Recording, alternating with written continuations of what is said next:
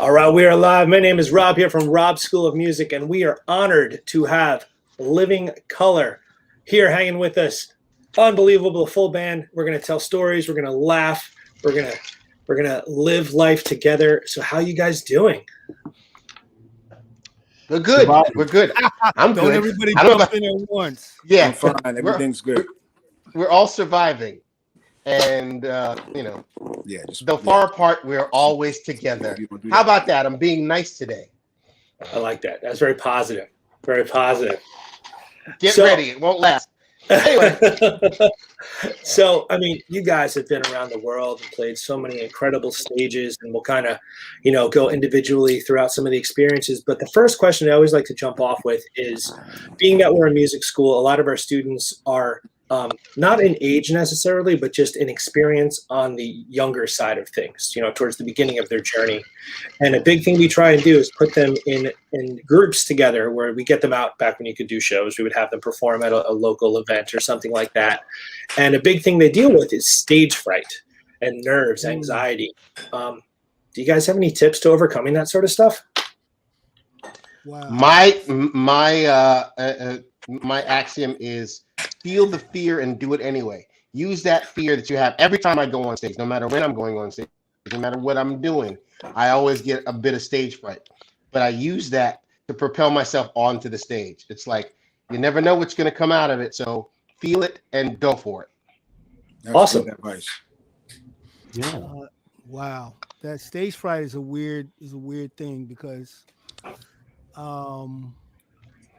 I remember, man, the first time I was on stage in front of a lot of people, I was my back was turned to the audience and I was asking, the curtain was closed. It was a high school assembly.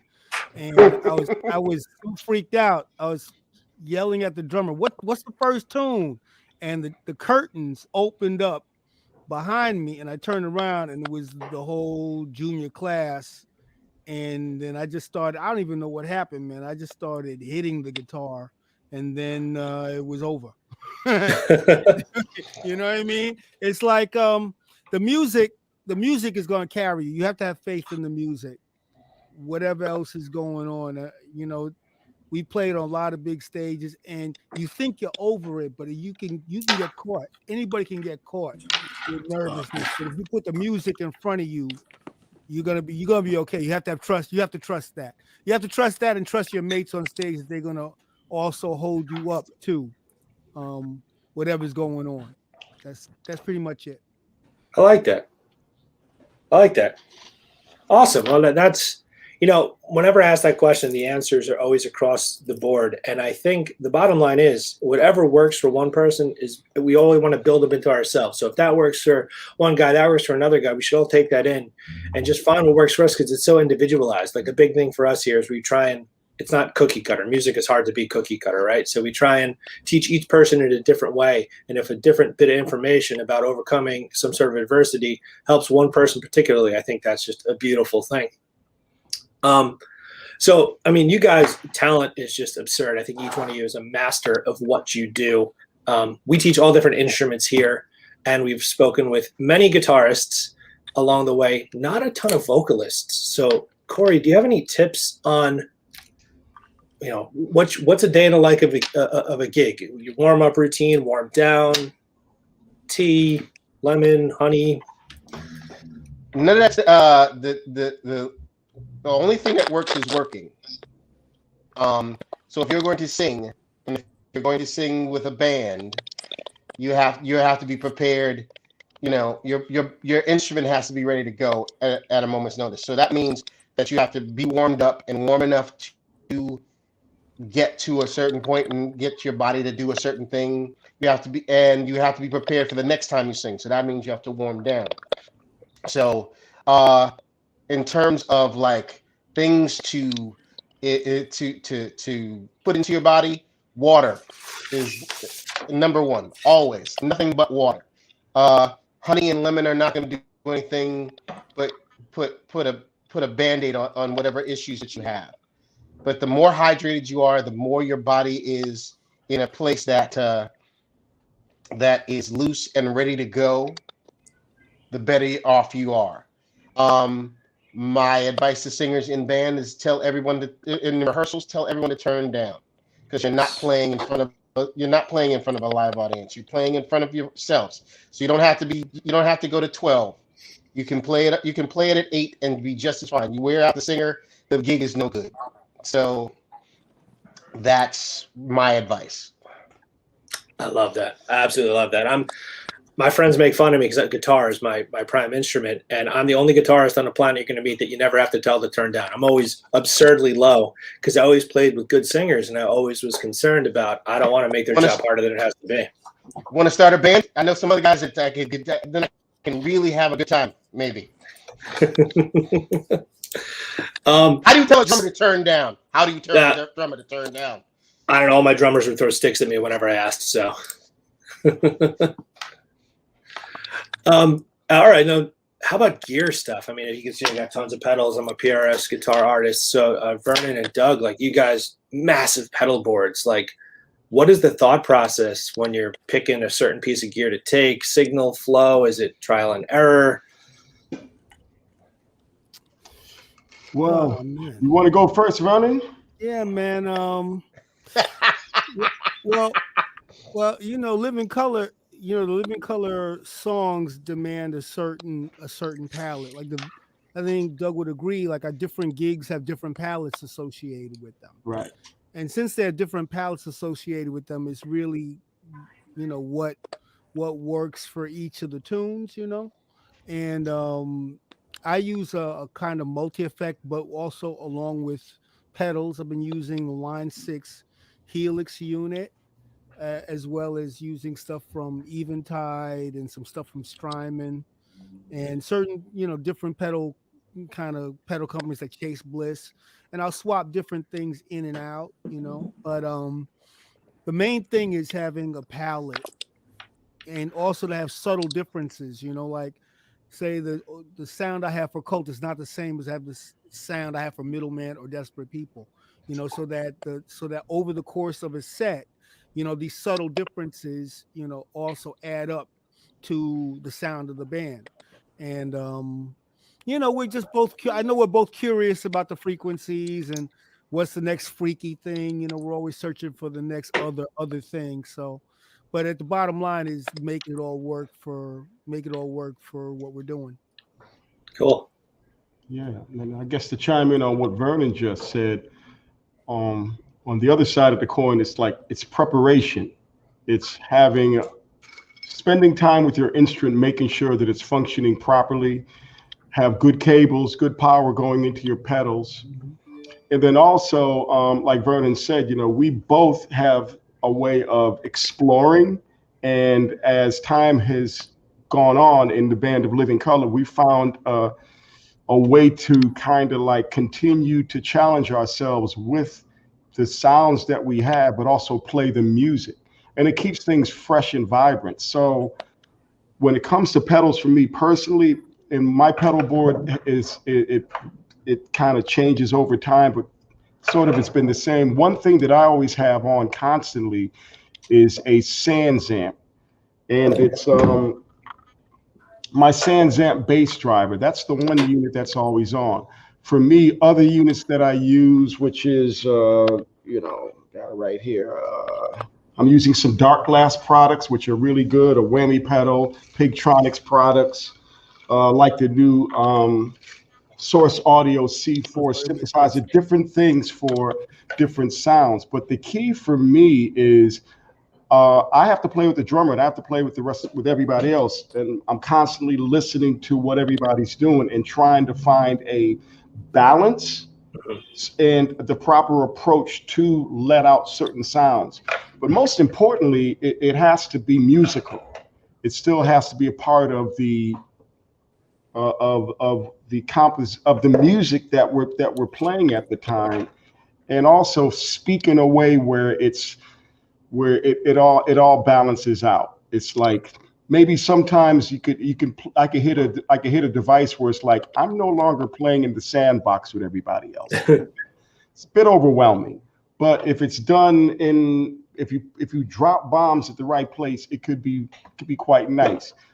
over the years, Vernon and I have developed a way to speak to each other, and we constantly keep each other engaged on stage, if I may say that, just from our sounds, you know. Absolutely. Yeah. You know, And it's not just, oh, go ahead.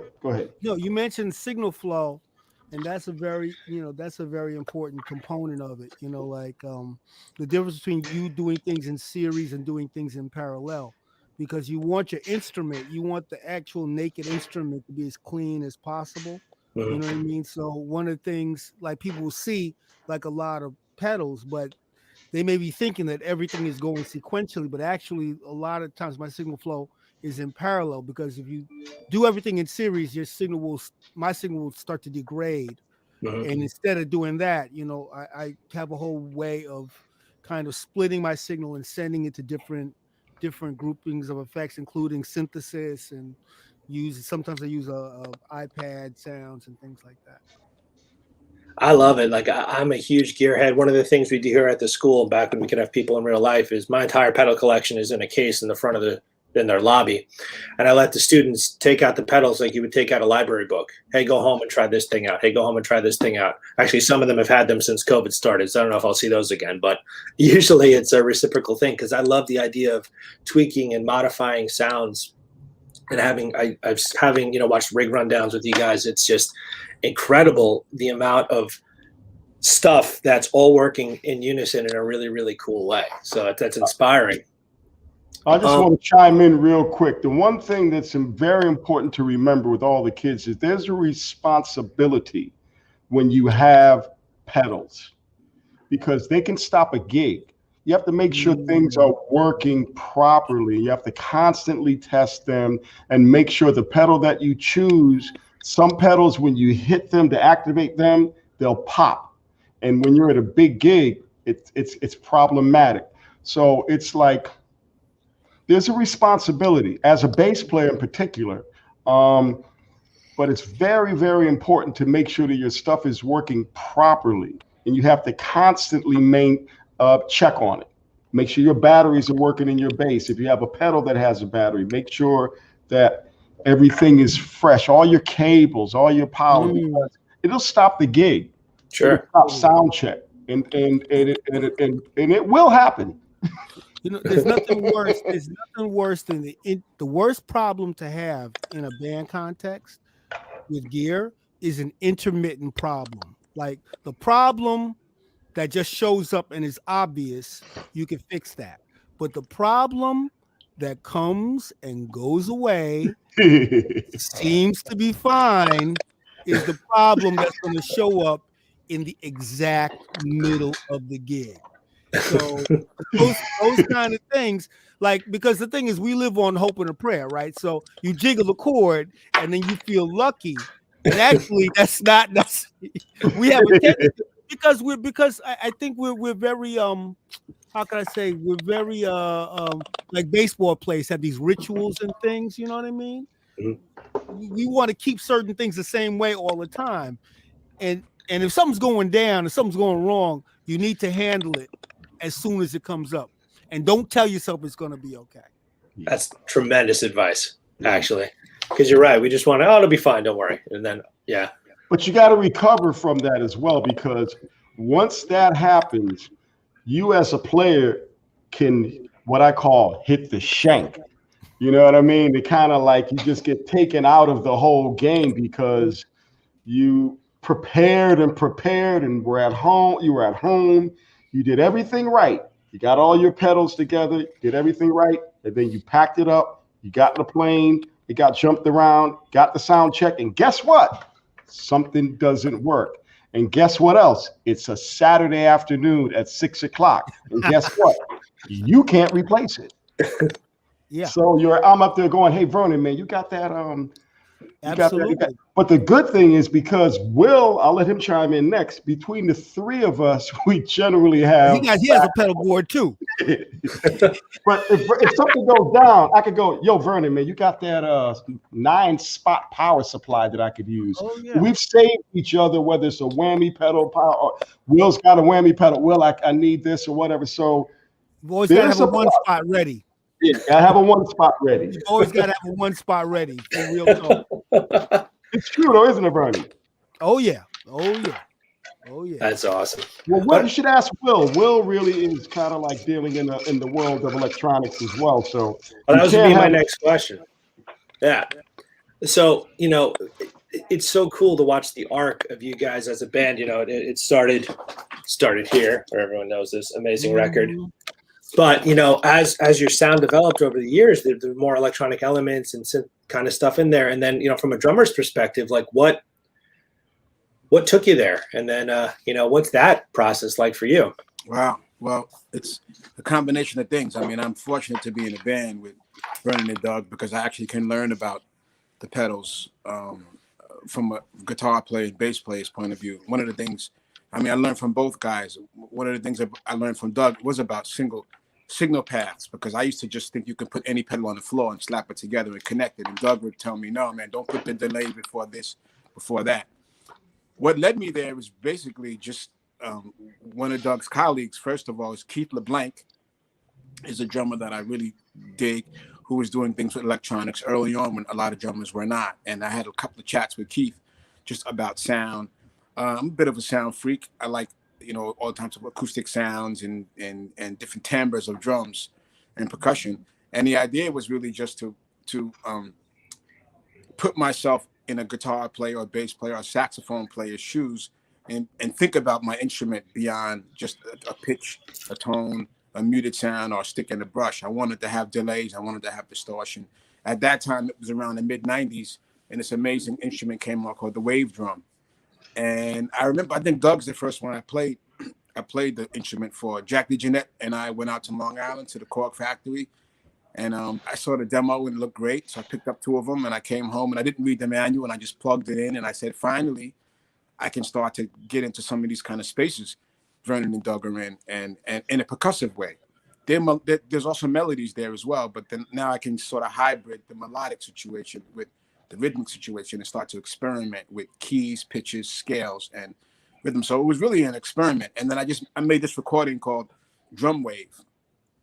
And it was me with the drum and some pedals recording. At that time I had ADATs, just recording like 2 or 3 hours of noodling.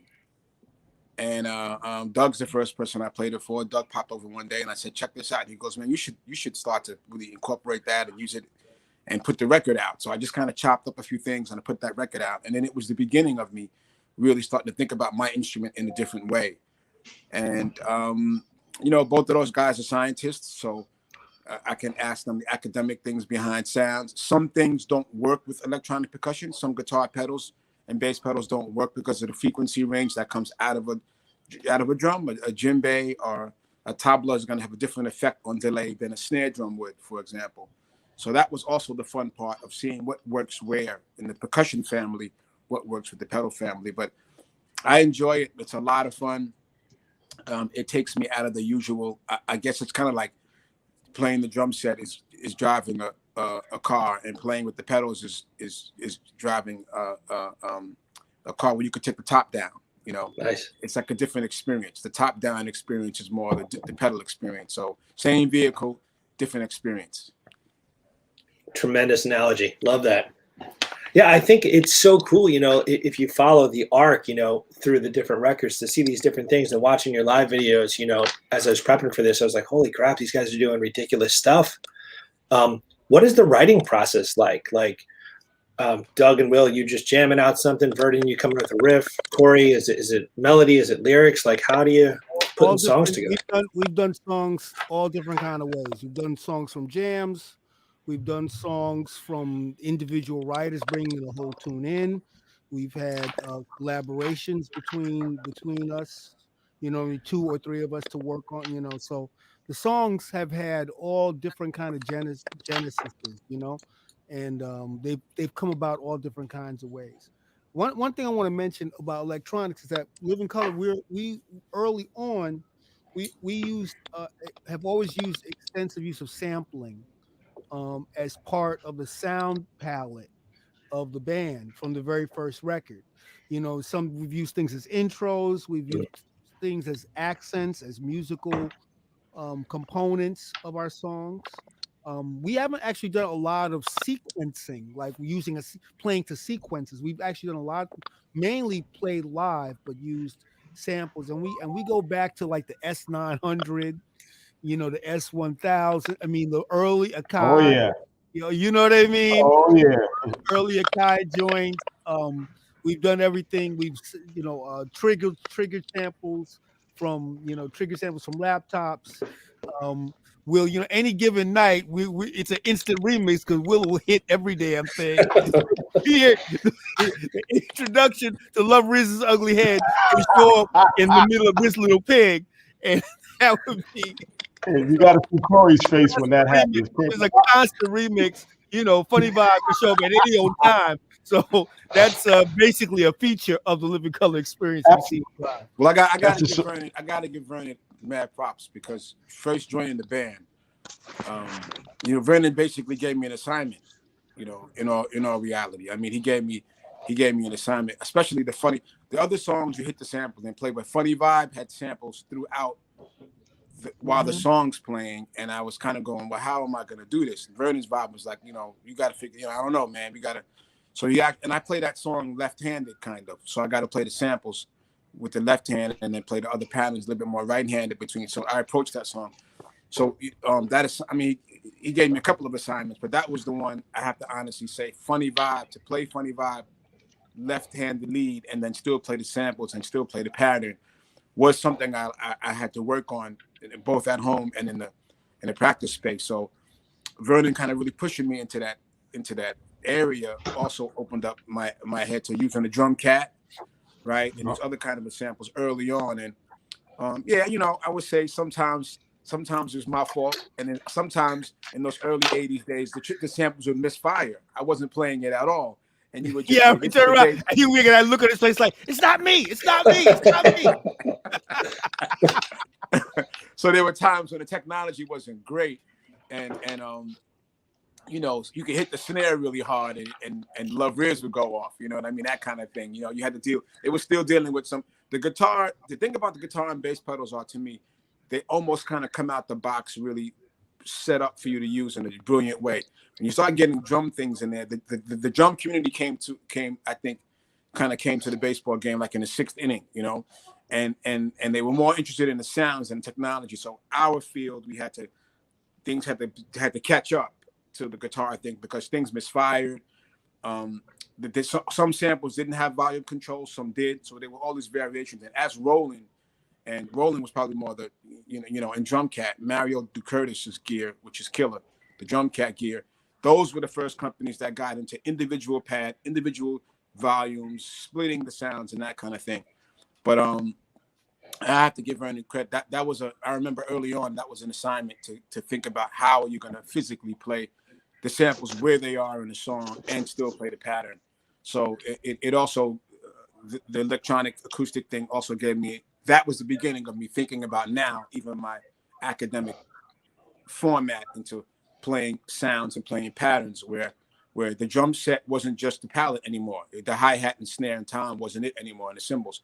Now you have a pad with 6 to 9 sounds. How are you going to still make something funky and then still have the accents and make it sound like really you're not doing it in a way? And that was the fun challenge of combining both of those things. That's so cool. So cool. It's like I said earlier, all you guys are so incredibly talented at what you do. And now you add these other elements in there. It's all of a sudden like, oh, here's something. Oh, we're going to nail that too. Like it's just continually reinventing something. And I think that's so inspiring for any musician watching, for me personally, with the pedals and things like that, new pieces of technology and just axe effects, neural, the quad cortex is coming out. Like always have your finger on that pulse, Oh yeah. It'll always change. I mean, if you think about the history of music, music and technology have always been parallel, right? I mean, if you think about the manufacturing process, the way things were recorded, the actual instruments, the microphones evolved over time. So all of these things have changed. At one point you had to bounce, they had 4 tracks. At one point, the only way you could mix was to have the bass player come close and bring the upright bass closer to the microphone. And so it's amazing when we listen to old recordings how great old recordings sound, because it was 2 tracks, 1 track, mono, Right. right? So people had to be positioned. So all of the things that we're doing are evolving constantly. And the same thing with the young people you're teaching. All of that's changed. You know, all of that's changing. They recently had a young guy who got a Grammy nomination for an album that he recorded entirely on an iPad. He did everything on his iPad, and it was like an R&B thing. And he got a nomination for engineering, and it was like, so a lot of things upend, you know, the conventional wisdom as we go along. Yeah. You know, like you have a piece of gear and you think it's nice and you're set, right?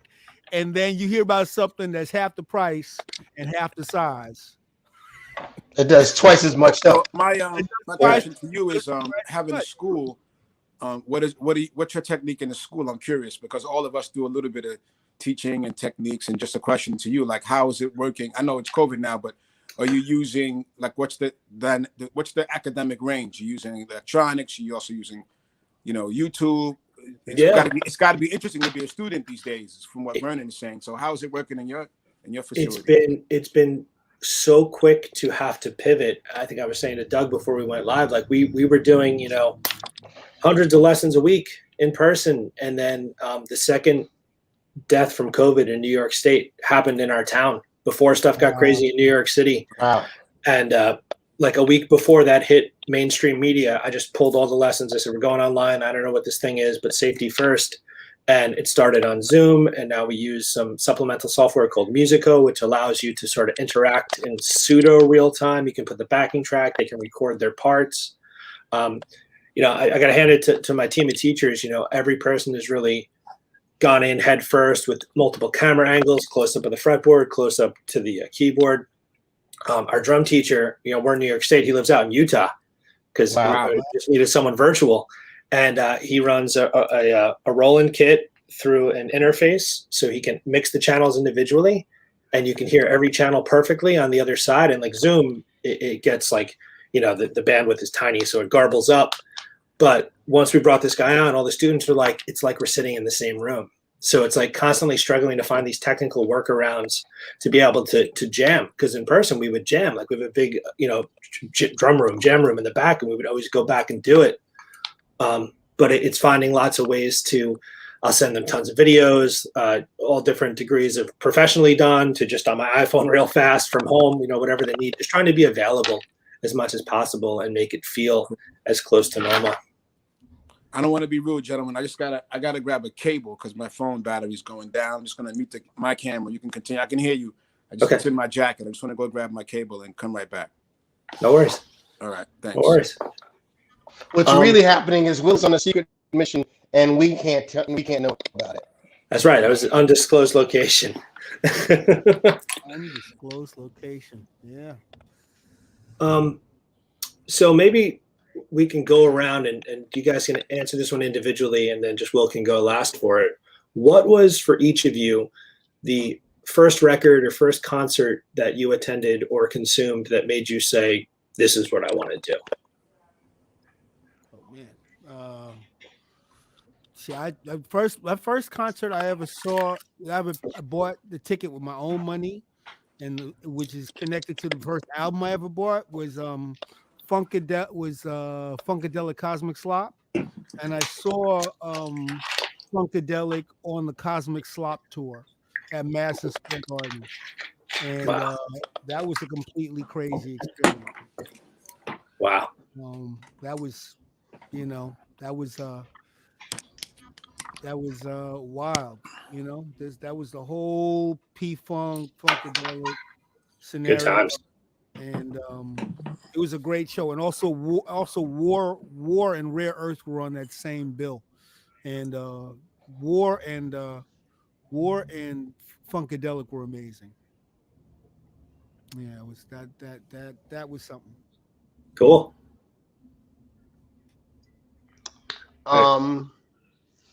When I was about 8 or 9 years old, my brother took me to the Apollo.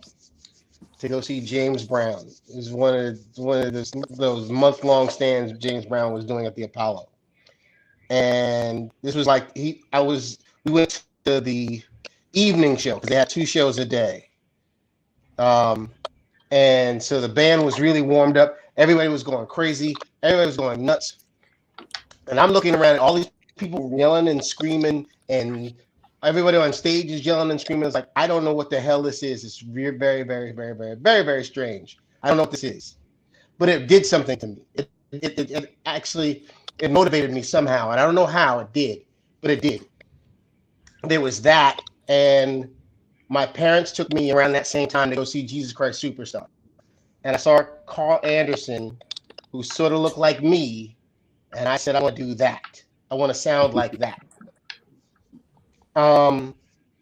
And jump cut 30 years later, I do Jesus Christ Superstar with Ted Neely from the movie, and I'm in this band. Mission accomplished. Yeah. There you go.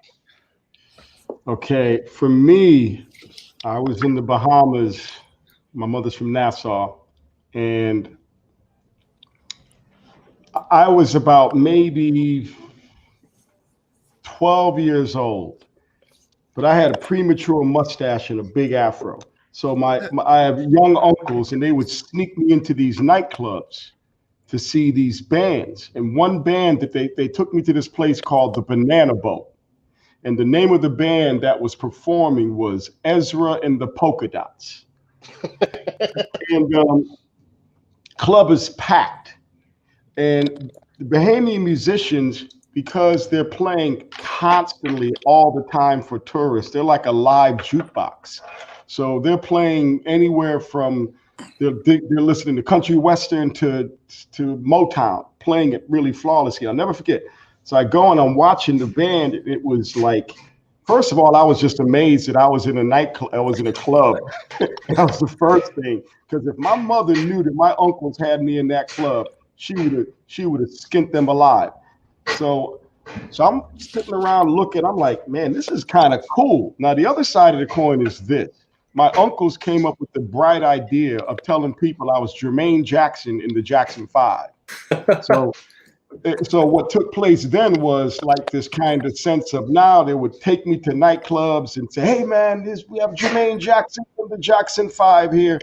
And because there was no television station there and it was late 60s, people believed them. So they would throw me into the club, and my uncles would instantly start ordering drinks. So they used me as a way to crash clubs and order drinks. So now here I am. I'm playing a little bit of guitar at that time, and I'm digging the music. You know, I'm listening to like some of the first disco hi-hat was calypso hi-hat coming from the Caribbean, and I'm loving the music. But what I'm not digging is the fact that my uncles are using me I'm like, you know, to hustle me up to get drinks and stuff. So at that point, I made a decision. I was like, you know what? I got to go home and I got to figure out, do I want to spend my life impersonating the fraud, or do I want to try to really figure out how to play and really work at this instrument and play it? So that was kind of like the first time I saw kind of like the spark hit was in the Bahamas. The second time is when I got a chance to actually go on stage. And again, like Vernon, it was at a pep rally, high school. Mm-hmm. And ninth grade, curtains open. I don't even have a bass. I had a 4-string guitar that I just took the strings off. She couldn't afford a bass. I was trying to borrow a friend's bass, but he wouldn't even let me borrow his bass for the gig. Packed. 1970. I'll never forget that feeling, because when the curtain opens and you see your whole school looking at you, and those girls that you might have had your eye on, and I'm just kind of like, it's like you freeze for a minute. And time stands still. That's the only way I can describe it. Time stood still, but I got through it, you know. So that was phase 2 of like, okay, I did it. That was a big gig for me. That was the first gig, you know. It was a huge gig. And because I have an older brother and sister, not to get too long-winded, there was a lot of bands around here. But then I went to go see Kool and the Gang. Kool and the Gang came to town. And I bought the record, big Kool and the Gang fan. And they came to town, and I was like, that stuff was so funky, and it was so dope that I was like, that's it. Nice. I'm a huge Kool and the Gang fan. That did it for me. That's awesome. I only heard a piece of the question. Could you repeat that for me, please? Yeah, man. What was the first concert you attended or record you ingested that made you say, like, this is what I want to do? First concert I attended. Wow. I would have to say, growing up in the Bronx and being around a lot of great musicians up here, the first concert I attended was some cats playing in the park. I mean, it wasn't really in the venue. And up here in the park, in Hafen Park, all the guys in the band know the guys that are from up this way, you know, the Unlimited Touches and the Tungsten Steels and Steve Jordan and Lenny Underwood, Pumpkin, so much great musicians in the area. What the guys used to do was they would get together in the afternoon and they would pick a record and play it from top to bottom. My brother happened to be one of the drummers in one of those bands. Band was called Funk Masters. And they would take a Kool and the Gang album or a Ohio Players, or even at that time, the Fusion was starting to get popular in the 70s, but they would take a record and play both sides top to bottom. That was the thing that you did in the afternoon. When the girls came in the park, which was after 7 o'clock, everybody just played a pocket and they started playing more James Brown and more things. So it was an interesting time when I played basketball. So I was always in the park all day anyway, but it was interesting to see. That was my first concert and probably the first time I experienced music in an area where it touched me. It wasn't really, and it was since I knew the guys and the guys knew me, it was a different kind of an experience than paying a ticket and going into a venue. But living in this city, you know, I did have that experience too of going to see music. And then the first records, it's funny because I grew up, I'm the youngest, so there were already records in the house from my dad's jazz collection, even the comedians too as well. And then he liked Harry Belafonte also, and Leontine Price's classicals, all of these things. So I already had a lot of music already, but I think when I was 16, I went to the record store. I had enough money to get 2 albums, and I bought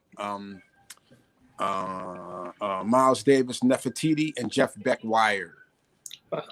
I figured I'd go 2 different directions on that because, to be in all honesty, I already had a lot of great music in the house.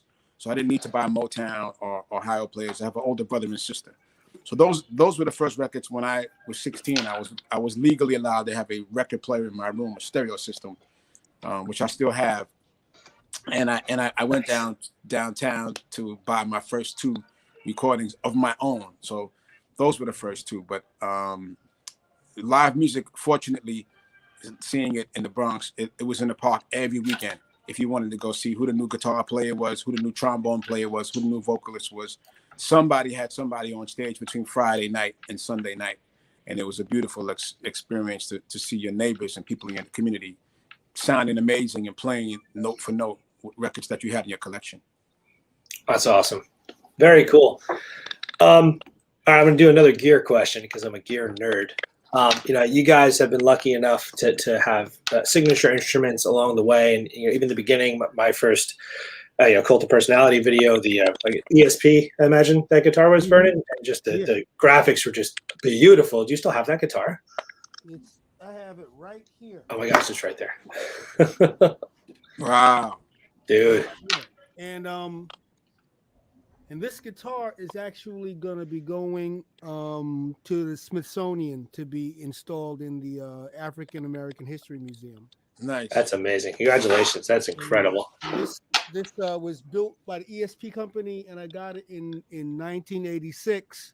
And I wrote the riff for Cult of Personality. We were all together, and I played that riff on this guitar. So it's a very special thing.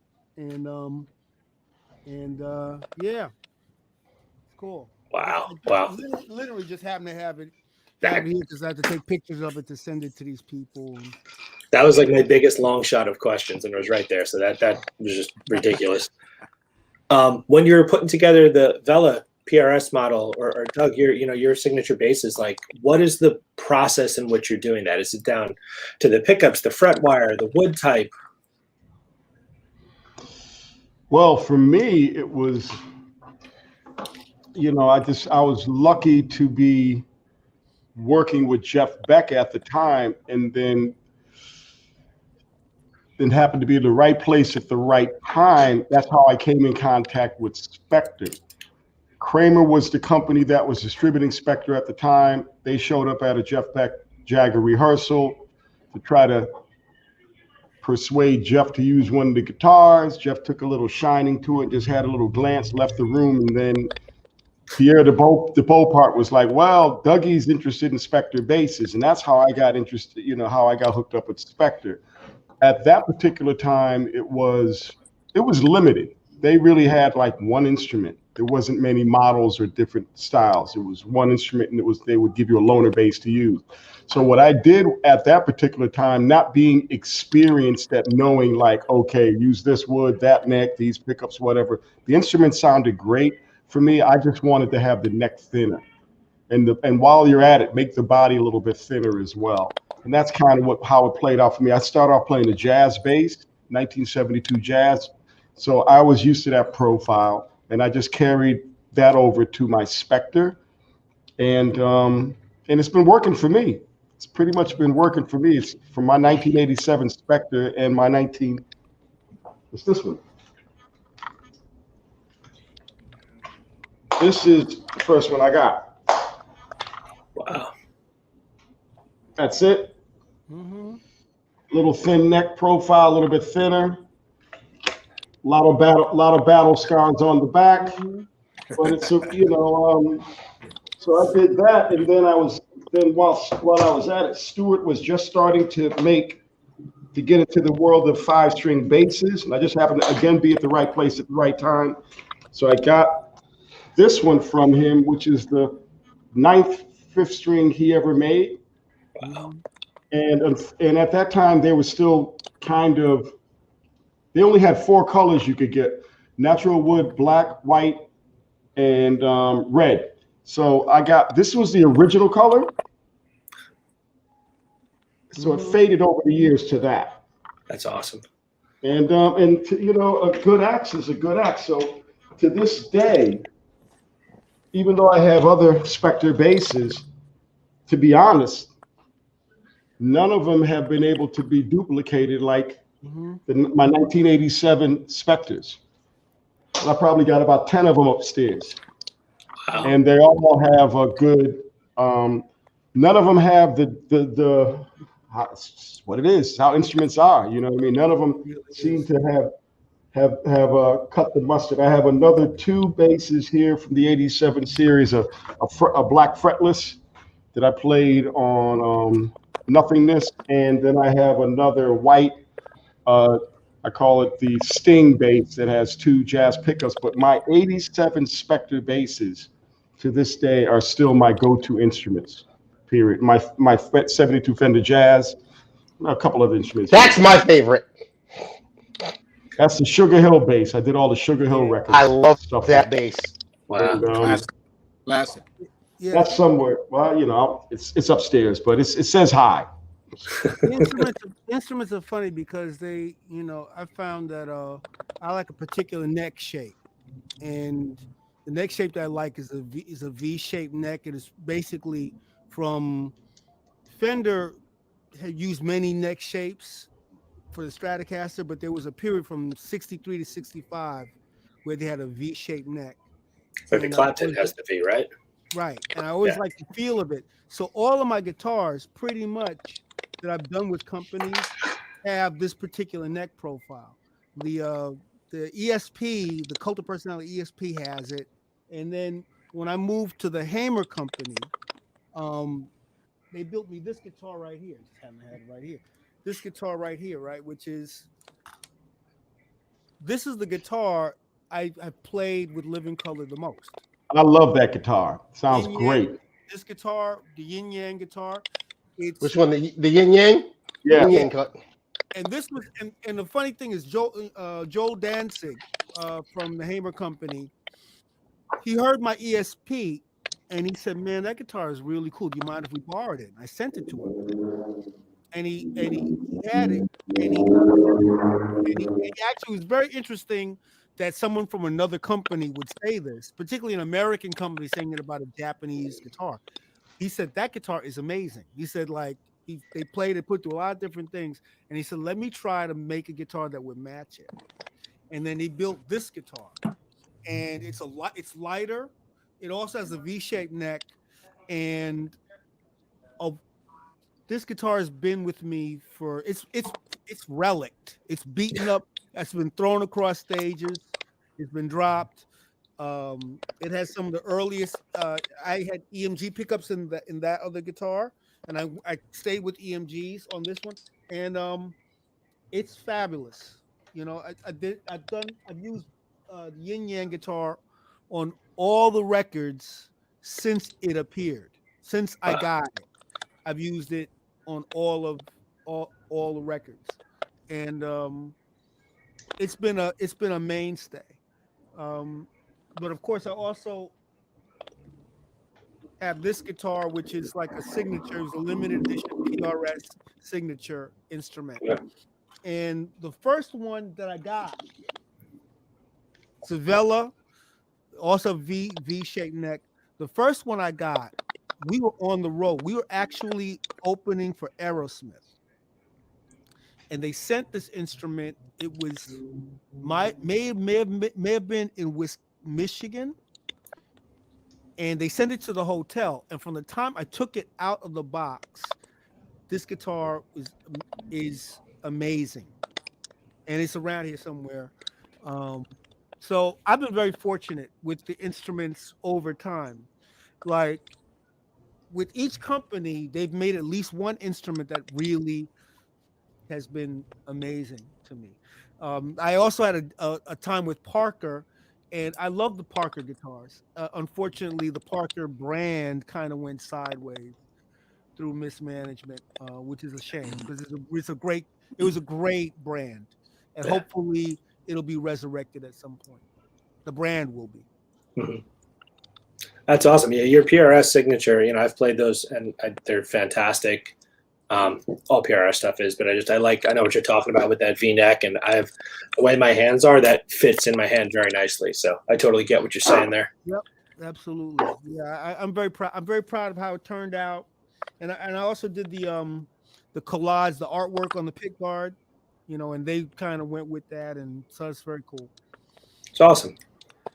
All right, let's see. We're running low on time here. Let's go a bit on songwriting. So a big thing we try and do with all of our students, as I mentioned, we put them into groups, but if you're playing guitar, you're writing songs. If you're playing piano, you're writing songs. If you're playing drums, you're writing songs. Everyone's a musician. Everyone should be writing music. And a lot of people struggle, honestly. They're afraid to write lyrics because they're afraid to put their emotions out there and tell a story. So, Corey, like, what is your process when you're putting lyrics down? Is it made up stories? Is it stuff you've experienced? You know, is it a combination? Singing a song is an exercise in acting, and I was taught that acting is retelling your life story constantly.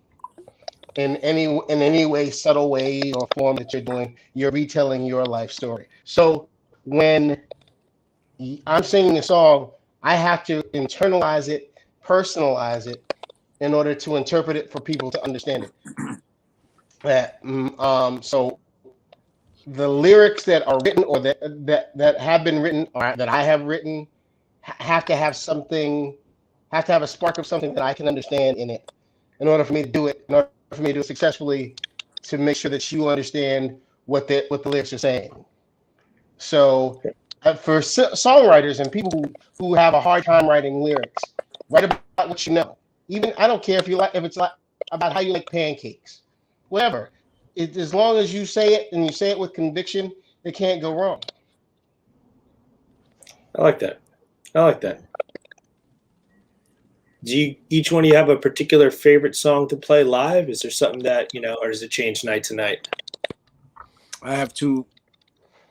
it changes two for or me. three all-time favorites that I like to play, no matter what the show is, and that would be Memories Can't Wait, This Is the Life, and I forgot the other. Time's Up. Cool. Those are three songs where if they're whatever they are on the show, I like playing them. I like the dynamics of the songs, the different parts that change in the song, and the lyrics of the songs too. Even though one of the songs is a cover song. One of the things in talking with students about songwriting, I think is something that you probably are doing at the school, but I like to let younger students know is the same way Corey spoke about lyrics and imagination and storytelling. You have to also do that with sound. Yes. You know, you have to make the guitar sound romantic, or you have to make the drum pattern sound romantic. One of the things I try to do with when I read lyrics, whoever writes them in the band, is think about a pattern that fits the story. You know, Open Letter to a Landlord, I wanted the drum pattern, although it's a huge bite off of Steve Ferrone, but I wanted the drum pattern in the song and the fills to sound like the lyrics, like to sound like homelessness, and I wanted the pattern to tell a story. Ed Stasium produced that, did a great job, so he was able to get great drum sounds. But one of the things I think it's important, especially for young people, to think about, like you give the students those pedals to go home and come up with ideas. Some of the things that I do with some of the younger students is I ask them to play me something sad on the drums, play me something happy, play me a victory on the play me total loss. What does that sound like? Play me a total loss beat or a total loss pattern. It's very interesting how the younger students do a much better job than the teenagers and the older ones do, because they're so kind of wide open. But in talking about lyrics and definition, I also think part of what makes any great track, a Led Zeppelin track, or a Fishbone track, or a Bad Brains track, is what's the sounds and what's being played along with the lyric. And that's something that I just wanted to throw out there. For me, working with Living Colors, I always try to think about that. And Memories Can't Wait is such a storytelling, trippy kind of a song that I wanted to kind of have patterns and beats that kind of blend in with how Vernon's guitar is playing. The bass line is the loop of the bass line, and Corey's lyric on that is almost like he's not singing it. Almost he's just telling a story. So what kind of drum pattern are you going to create to set that up? So those things. Time's Up's just fun to play, and it's the one song no one likes making a mistake on. So it's like a great song to play. It's the only time in the show I feel like everybody's concentrating. That's my opinion. It's like it's the one nobody wants to screw that song up. It's really fast and it's really tight, and it's so easy. It's like it's the China, it's the bull in the China shop, as they say. It's like it's so easy to do one thing. You know how the song goes.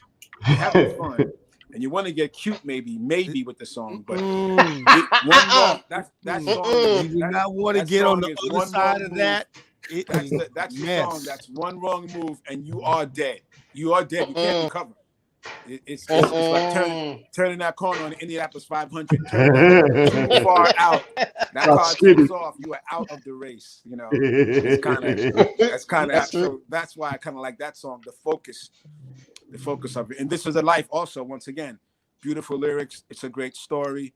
It's a great imagination, and it has a real life spiritual side to it, but it also has this kind of fantasy side to it. I'm talking about from the drummers, from part wise, and what I want to make the stuff sound, how I want the guitar solo to sound. I didn't want it to sound like the verses. I want it to sound like we were in a new, like the guitar solo is like the desert and the song is a city. Like that's how I was thinking about the parts visually, trying to get the sounds to match. So it's something that I wanted to add to that. I think it's important, whatever instrument you play, to try to match the tone and the vibe with the lyric. I think it's incredible. One thing I like about us as an ensemble is the way the whole thing of patterns and sounds and the feeling of the thing, kind of the way they work together, and the way they work together inside and outside of different idioms. Like we did a version of the song Preaching Blues. by Robert Johnson. And the whole way that came about was so interesting because it was really like we were playing the centenary, the 100th anniversary of Robert Johnson. And we literally put together the arrangement in the dressing room on the way to the stage at the Apollo. Wow. And which is, if you don't have complete confidence in your people, there's no way you would ever do it. There's no way you would ever do it, to just go and then and the thing about it is, I will say this, on behalf of us, that was one of the highlights of that whole evening. There You were can a watch lot it on of YouTube. it You was can watch it was great musicians. We're talking about Taj Mahal, Yeah. Elvis Costello. It was a house full of legendary people. And we did this thing that literally we couldn't sound check. We literally met up in the dressing room. And it was like, what Wow. we gonna do?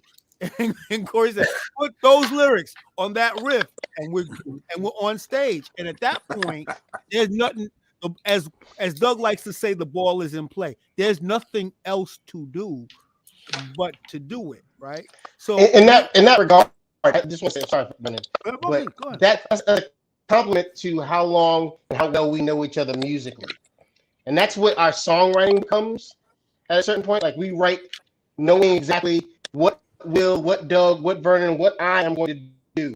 There are times when Vernon writes lyrics for certain things and he puts a word in that he knows I'm going to sing a certain way.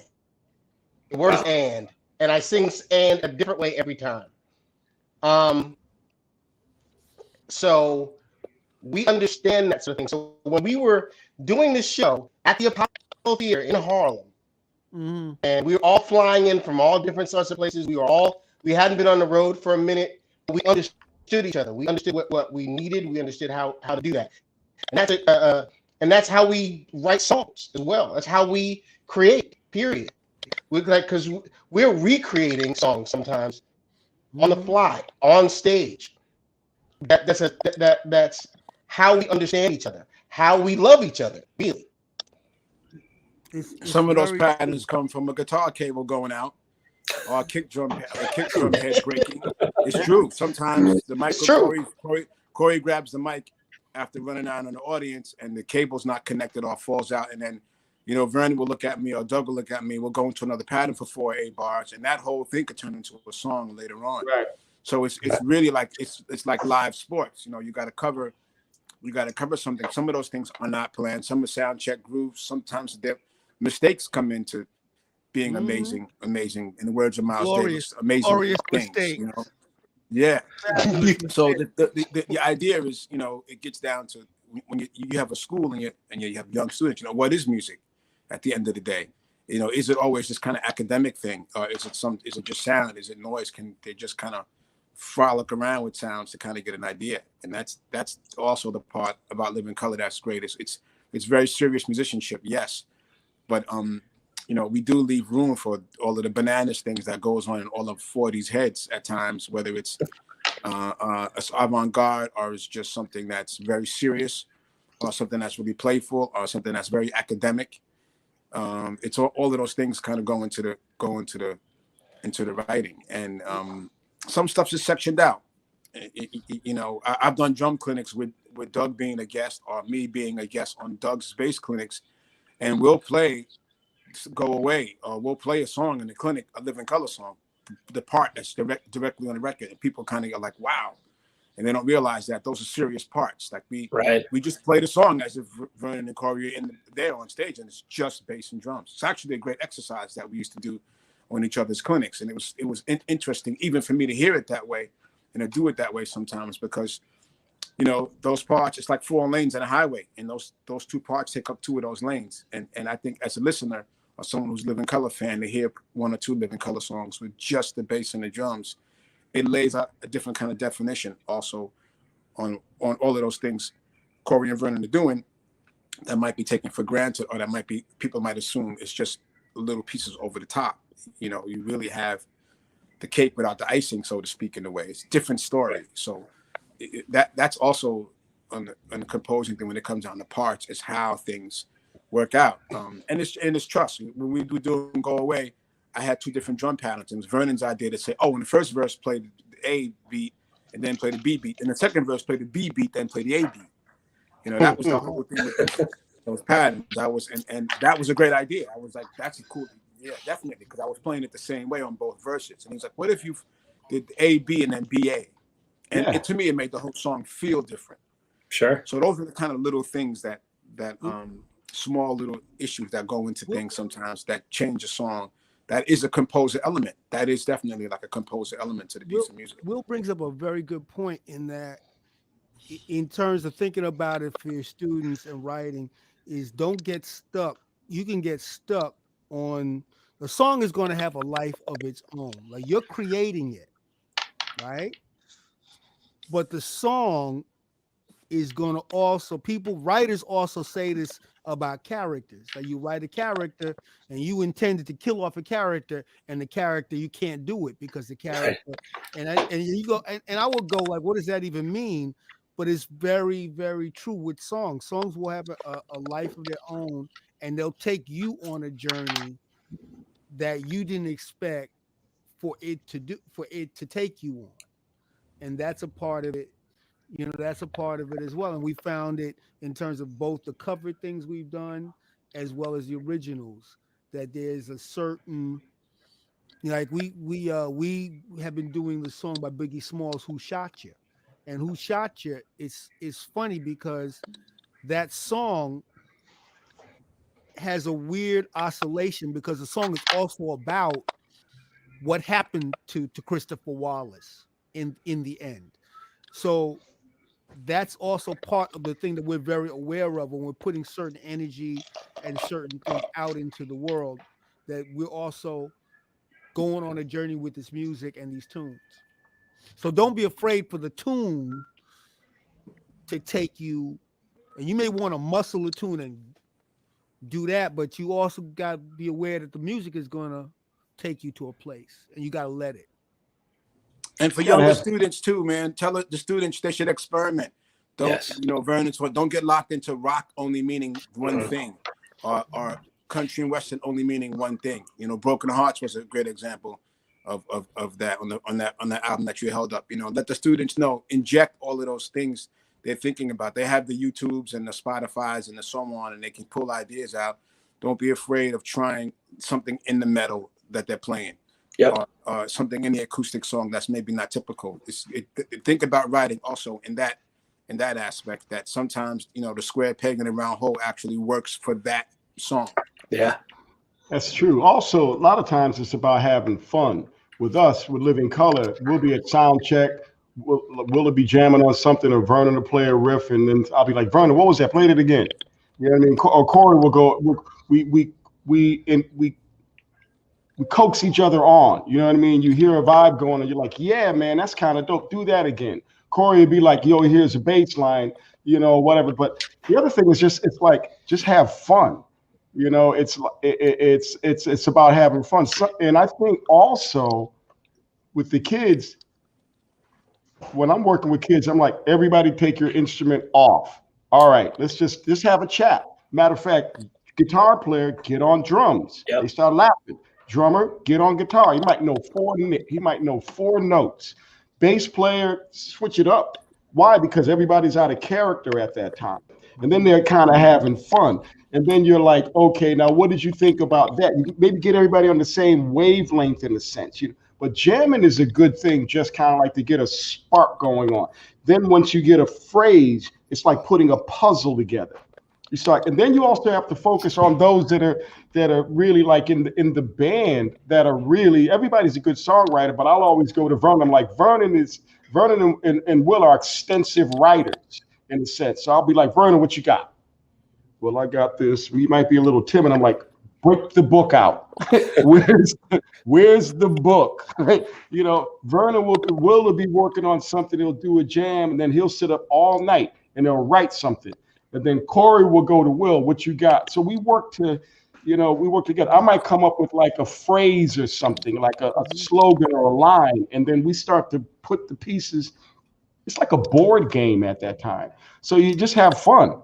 Yeah. You know, and sometimes you start off with one thing and you splinter off into something else, and then you get back to maybe the other theme you were talking about. Now 2 things have been created. So just don't take, you know, just have fun.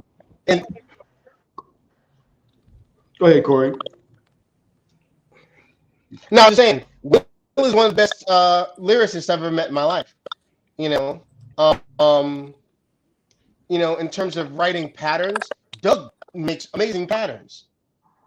You know, Vernon comes up with riffs all the time, amazing riffs all the time. When he's just sort of like noodling, he comes up with riffs, and we always sort of hear that in each other. And we go, why don't we use that? Let's use that. Stop that. Play that till then, and then we'll figure something out from there. And we go on from there, and it extends our reach, because most people expect we wrote a song that was pretty popular, that we're going to write another song just like it. We never have. We have never written another cult personality ever, and there's no reason why we should. We always took that as the baseline and moved from there. One of the things Doug brings up a good point. I just want to say briefly, Billy Cobham, the great Billy Cobham, had a camp last summer where it was rhythm section lab, and it was communicating. You played last. He had a whole thing with he had a great camp with killer players, and he said he noticed when he hires younger musicians, they don't even know how to talk. They come on the stage, the bass player plugs his bass in, doesn't even ask him how you doing, what key is it in, what. He said, there's no code. Yo, it's a blues. It's a 4 bars. You open up this. The guys just sit down and he said, how are we going to start it? So he decided. He called me and told me. I was happy, thrilled that he did it.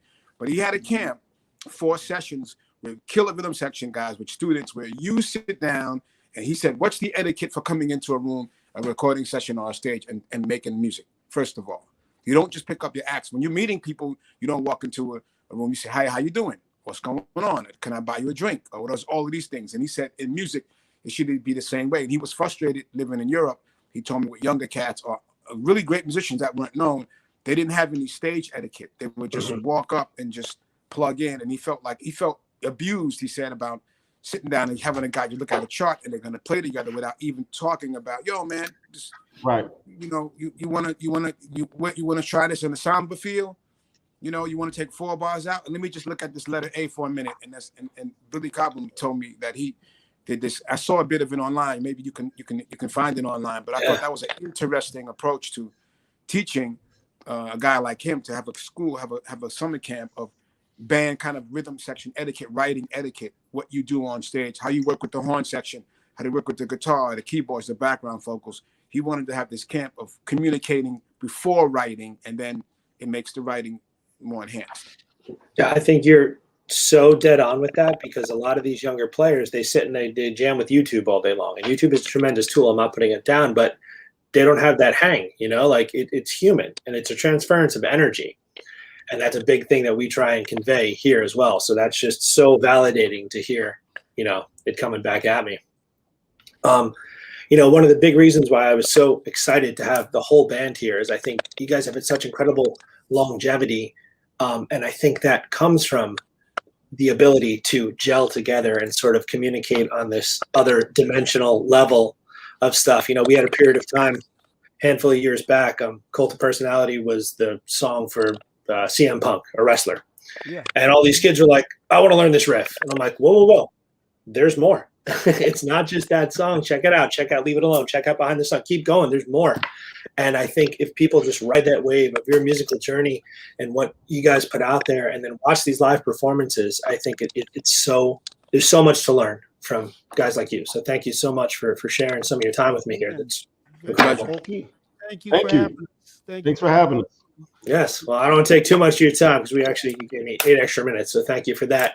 But you guys stay safe, and I'll link all the socials when I repost the podcast and stuff. I'll try and find some of the videos you talked about too. So we'll see you guys out there.